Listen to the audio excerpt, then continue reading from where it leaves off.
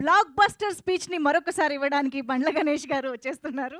మొదటగా మీ జీవితాలు ఎలా ఉన్నా మీరు అతి సామాన్యమైన జీవితం గడుపుతూ కూడా మీ భార్య బిడ్డల కంటే సినిమా రంగాన్నే మక్కువ చేసుకొని సినిమా రంగమే మా అందరికీ వారధై సారథై మాలో ఎవరికి టాలెంట్ ఉన్నా దాన్ని జనానికి తెలియజేయడానికి కృషి చేస్తూ అహర్నిశలో పనిచేస్తున్న నా పాత్రికేయ మిత్రులందరికీ పాదాభివందనాలు.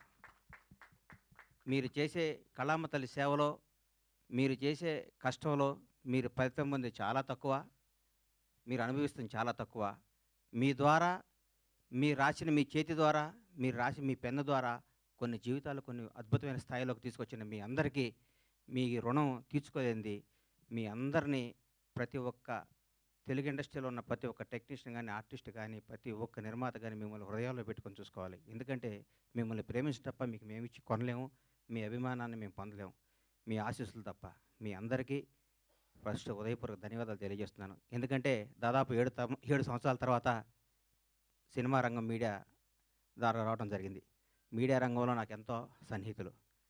నేను 32 ఏళ్ల కిందట వినాయకరావు గారు నాకు ఫస్ట్ ఇండస్ట్రీకి వచ్చిన పరిచయం. వినాయకరావు గారు, బాలరెడ్డి గారు, బిఏ రాజు గారు, మోహన్ కోటెడ్డి గారు, జగన్ గారు, ఎందరో, మన భాస్కర్ భట్ల నా స్నేహితుడు, గంగాధర శాస్త్రి గారు, అన్నీ రవి, రకరకాల మంది, ఎంతోమంది ప్రవాహం పడుతూ ఉన్నారు, కొత్త వాళ్ళు వస్తున్నారు. కానీ మీకు అందేది తక్కువ, మీరు పడే కష్టం ఎక్కువ. మీ విలువ తీర్చుకోలేంది, మీరు చేసే శ్రమకి వెల కట్టలేంది. మీ అందరికీ హృదయపూర్వక ధన్యవాదాలు. గబ్బర్ సింగ్. నా తల్లిదండ్రులు నాకు జన్మనిస్తే పవర్ స్టార్ పవన్ కళ్యాణ్ అని ఆయన నాకు బతుకునిచ్చాడు. పవన్ కళ్యాణ్ గారి గురించి ఎంత చెప్పుకున్నా నేను తక్కువే. నేను ఆర్థికంగా ఎంత స్థాయికి వెళ్ళినా కానీ పవన్ కళ్యాణ్ లేకపోతే నాకు ఈ క్రేజు ఈ పేరు ఉండేది కాదు. మామూలుగా చిన్న చిన్న వేషాలు వేస్తూ ఉండి అప్పటికి కూడా ఏ రోజు కూడా బండ్ల గణేష్కి క్యారెక్టర్ కావాలి, ఈ క్యారెక్టర్ బండ్ల గణేష్ అనే స్థాయికి నా జీవితంలో రావటం జరగలేదు. వేషాలు వేయటం జరుగుతూ ఉండేది, రకరకాలు ఉండేది. ఒకనొక టైంలో అప్పుడు అసిస్టెంట్గా ఉన్న మా blockbuster director Harish Shankar గారు కూడా నాకు ఒక చింతకాయల రవి అనే సినిమాలో నన్ను రికమెండ్ చేసి అమెరికా పంపించారు అప్పట్లో. అప్పటి నుంచి మా సన్నిహిత సంబంధాలు మాకుండేవి. నన్ను నిర్మాతం చేశారు పవన్ కళ్యాణ్ గారు. ఒకరోజు పిలిచి ఎందుకో అన్నాడు, కానీ నువ్వు సినిమాలు చేస్తావు, నేను నిర్మాత చేస్తాను. నేను షాక్ అయ్యి, నేను నమ్మలేదు. నన్ను నేను నమ్ముకోలేని పరిస్థితిలో కూడా నన్ను నిర్మాత చేస్తే చాలామంది ఆయన అభివృద్ధి కోరుకుని ఆయన సన్నిహితులు కూడా నువ్వేంటే గణేష్ సినిమా చేయటం అంటే కూడా నేను మాట ఇచ్చాను, మాట తప్పను అనేసి నన్ను నిర్మాతం చేసిన పవన్ కళ్యాణ్ గారికి ఈ సందర్భంగా ఇంకొకసారి పాదాభివందనాలు తెలియజేసుకుంటున్నాను. గబ్బర్ సింగ్ ఒక చరిత్ర. ఈరోజు మార్నింగ్ ఎక్కడో వాకింగ్ చేసి బయటకు వస్తుంటే, ఏందన్నా గబ్బర్ సింగ్ రిలీజు అంటున్నావు, టీవీలో వస్తుంది, గొడవ ఉంది, రెండో రిలీజ్కి ఎంత క్రేజ్ అయిందా అని అడిగాడు ఒక ఆయన. నేనన్నా, హిందువులకి భగవద్గీత, ముస్లింలకి ఖురాన్, క్రైస్తవులకి బైబిల్ ఎంత పవిత్రమైందో పవన్ కళ్యాణ్ అభిమానులకు కూడా గబ్బర్ సింగ్ ఎంత పవిత్రమైందిరా బాబు, అది అప్పుడు ఆ చిరస్థాయిగా గుండెల్లో ఉండిపోయేది అని చెప్పాను. దాని గురించి మనం ఏం చేయలేం. ఈ సినిమా అణువణువున ఏ బ్రహ్మ ముహూర్తాన ఆ భగవంతుడు ఈ ముహూర్తాన్ని క్లాప్ కొట్టించాడో కానీ, ఏ బ్రహ్మ ముహూర్తం హరీష్ శంకర్ గురించి చెప్పాలి. హరీష్ శంకర్ అనేవాడు జీవితంలో కోపానికి పగకి తేడా ఉంటుంది. కోప్పడేవాడు ఎవడో హానికరదు. కోపం అనేది నీడపాము లాంటిది, అది కరిచిన ప్రమాదం లేదు. పగ అనేది నాగుపాము లాంటిది, కరిస్తే చచ్చిపోతాం. మేమందరం కోప్పడే బ్యాచ్ అది. మేము ఏదన్నా గబగబ మాట్లాడుతుంటాం కానీ మేము ఏది మనసులో పెట్టుకోం. మాకు ఆ క్షణం నా పని అయిపోవాలి, ఆ క్షణం అది అయిపోవాలి. అంతేగాని మాకు కోపమో మాకు ఈగోనో మాకు మాట్లాడటం రాదని మీరు అనుకోవద్దు. మేము చాలా చిన్న స్థాయి నుంచి వచ్చిన వాళ్ళం కాబట్టి, చిన్న కుటుంబాల నుంచి వచ్చిన వాళ్ళం కాబట్టి, ఈ రంగుల ప్రపంచంలో మాకు స్థాయి వచ్చింది కాబట్టి, ఈ రంగుల దాంట్లో మాకు పేరు వచ్చింది కాబట్టి, దీన్ని నిలుపుకునే తాపత్రంలో మేము గబగబా మాట్లాడి కొన్ని తప్పులు చేస్తే దాన్ని మీరు మనసుకు తీసుకొని మమ్మల్ని హర్ట్ చేశాడు, మీ చేతిలో పెన్ అనే ఆయుధంతో మా జీవితాన్ని మీద మచ్చ రాయకూడదని మనస్ఫూర్తిగా మీకు కోరుకుంటూ, మీ ఆశీస్సులు ఉండాలని ఆశిస్తూ, మీ అందరి ఆశీస్సులతో మేము పైకి రావాలని ఇంకొకసారి కోరుకుంటున్నాం.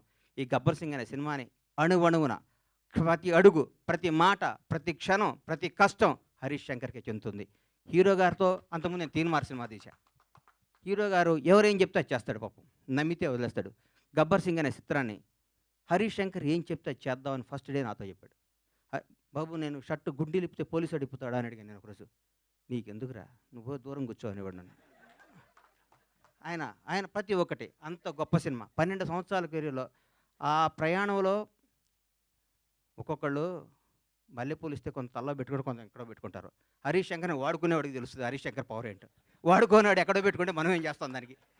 ఇప్పుడు మల్లెపూలు ఉంటాయి. కొందరు తలలో పెట్టుకుంటారు, కొందరు దేవుడి దగ్గర పెడతారు, కొందరు ఇంకెక్కడో పెడతారు. మా హరీష్ శంకర్ అనే ఒక డైమండ్‌ని ఎక్కడో పెడుతున్నారు. హరీష్ శంకర్ అనేవాడు నాకొస్తే, హరీష్ శంకర్ అనేవాడు ఎక్కడిదో ఆ పువ్వు అనేవాడిని ఎట్లా నేను చూపిస్తాను నేను. హరీష్ శంకర్ అనేవాడిని అద్భుతంగా ఒక సీసాలో అద్భుతమైన సీసాలో సారా పోతే సారా సీసా అవుద్ది, పాలు పోతే పాలు సీసా అవుద్ది, అమృతం పోతే అమృతం సీసా అవుద్ది. హరీష్ శంకర్ అనేవాడు సీసాలు అంటాడు. ఆ సీసాలో అద్భుతమైన సినిమా కథ చేసుకుంటే హరీష్ శంకర్ తెలుగు ఇండస్ట్రీలో రాబోయే 25 ఏళ్ళు డైరెక్టర్‌గా నంబర్ 1గా ఉంటాడు. నాకు తెలుసు హరీష్ శంకర్ అంటే ఏంటో. నాకు తెలుసు. పవన్ కళ్యాణ్ గారు. పవన్ కళ్యాణ్ గారి గురించి ఏం చెప్పమంటారు? ఎందుకు చెప్పమంటారు? ఎన్నేం చెప్పమంటారు? ఎన్నేం చెప్పమంటారు? ఒక గొప్ప మానవత్వం గల వ్యక్తి, ఒక నిజాయితీ గల, నిబద్ధత గల వ్యక్తి, నీతివంతుడు. తన కోసమే కాదు, తన బిడ్డల కోసమే కాదు, తన బిడ్డల కోసం, తన కుటుంబం కోసం అంటే సంవత్సరానికి ఒక సినిమా చేసుకుంటూ ఎవరిని కలపకుండా 6 నెలలు ఇక్కడ, 6 నెలలు ఫారిన్‌లో, 6 నెలలు జనానికి కనపడకుండా నెలకు 10 రోజులు షూటింగ్ చేసుకుంటూ సంవత్సరానికి భారతదేశంలో ఏ నటుడు పొందనంత అత్యధిక రెమ్యునరేషన్ పొంది కూడా హాయిగా బతకగల కెపాసిటీ ఉన్న పవన్ కళ్యాణ్ ఈరోజు జనం కోసం కుటుంబాన్ని వదిలేసి, పిల్లల్ని వదిలేసి, తన సుఖాలను వదిలేసి, అన్నీ వదిలేసి అహర్నిశలు పోరాడి 10 సంవత్సరాలు, దాదాపు 10 సంవత్సరాల పాటు 10, 12 సంవత్సరాల పాటు ప్రజల కోసం పోరాడి ఈరోజు ఒక స్థాయిలో ఉన్నారు. నేను పూర్తి స్థాయిలో ఉన్నాను నేను చెప్పను. ఎందుకంటే నేను ఆయన్ని ఎక్కడో ఊహించుకున్నాను. అది అవుద్ది అయిన రోజు నేను మాట్లాడతా. పవన్ కళ్యాణ్ ఒక నిబద్ధత గల వ్యక్తి, నిజాయితీగా బతికే మనిషి, నీతిగా బతికే మనిషి. నన్ను ఒక ఆయన "అరే హీరో పవన్ కళ్యాణ్ గారు ముఖ్యమంత్రి అయ్యారు కదా! ఒక చిన్న పని చెప్తా" అన్నాడు. నేను పైనుంచి కింద చూశాను. నిన్ను నన్ను కొడతాడురా నాయనా!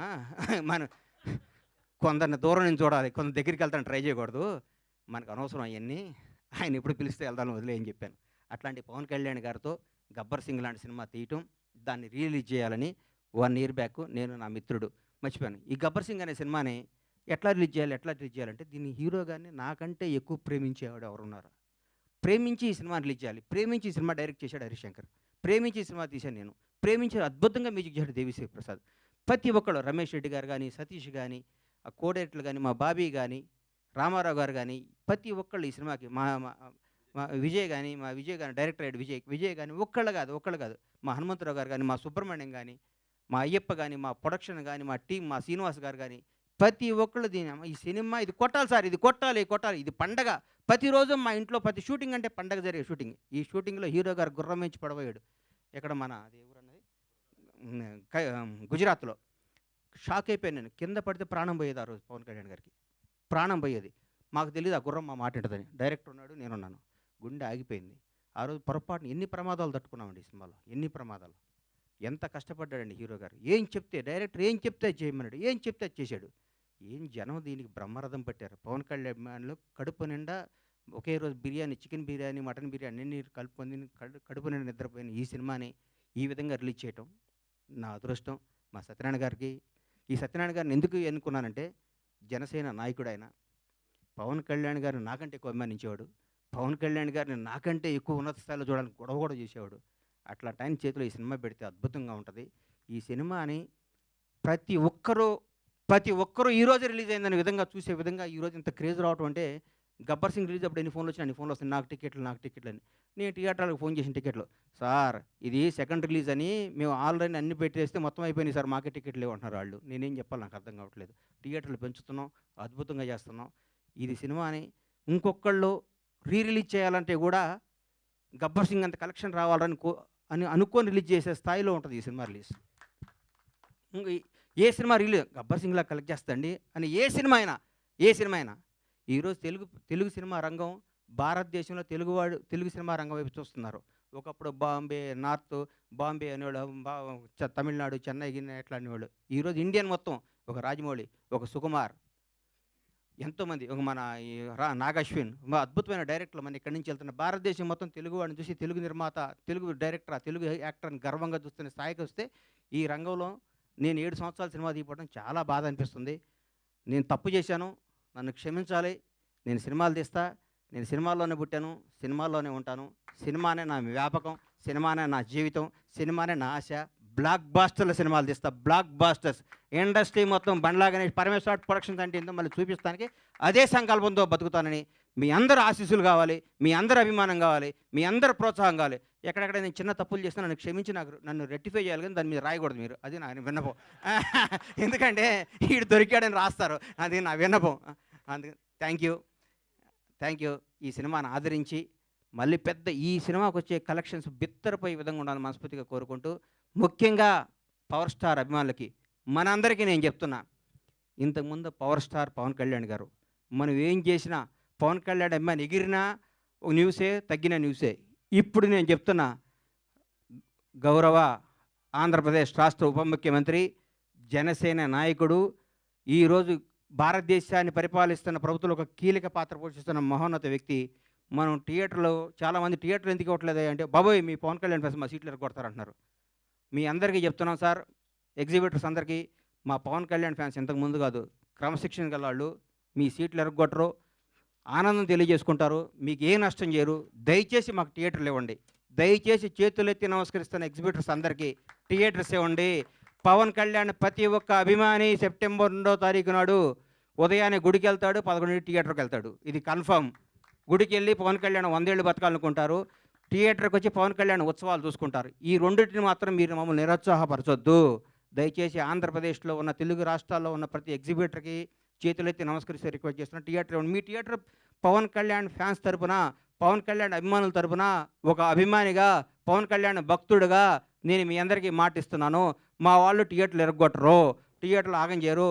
పవన్ కళ్యాణ్ మనుషులు అండి మేము. మా బాస్ ఇలా ఆంధ్రప్రదేశ్ రాష్ట్ర ఉప ముఖ్యమంత్రి, జనసేన అధ్యక్షుడు, ఇంతకుముందు పవర్ స్టార్ కాదు. మేము మా దేవుడి కోసం మీకు ఏ హాని తలపెట్టం, మేము అభిమానించుకుంటాం. ఈ గబ్బర్ సింగ్ సినిమా తీస్తే మాకు దైవ దర్శనం జరిగినట్టు కాబట్టి మా దైవ దర్శనానికి మీరు ఆటంకం కలిగించొద్దని రిక్వెస్ట్ చేస్తున్నాం.